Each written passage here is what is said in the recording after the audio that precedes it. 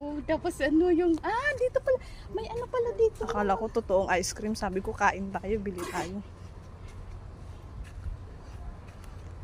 Pwede pala dito mag-picture tayo dito. Sobrang init. Nawala yung pagka-friti ko. Nako, napiprito na ako. Yung sa nugnog ko na to, Diyos ko po. Tapos ganito kainit.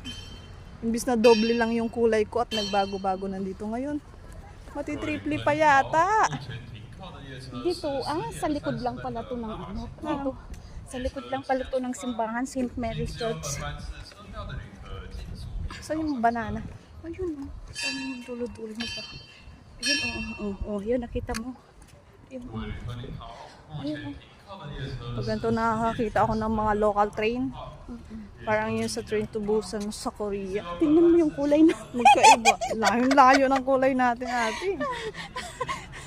Sorry naman. Sorry naman talaga. Pilipina ako eh. Sorry naman. Kasalanan ko bang maging negra ako? Sorry naman. Pero, mas cute ako sa'yo. Oo.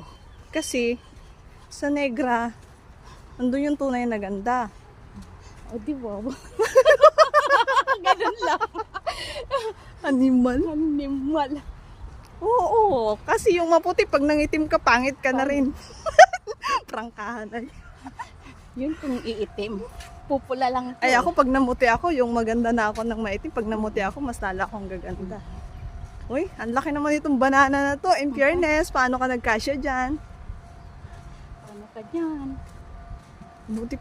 Buti pa yung train may banana. Yung tao. Yung tao, walang banana. Ni papaya nga, wala. Melon lang ang meron. Melon na nga lang, maliit pa. Ang ingay ko. Oh, dito lang tayo sa banana.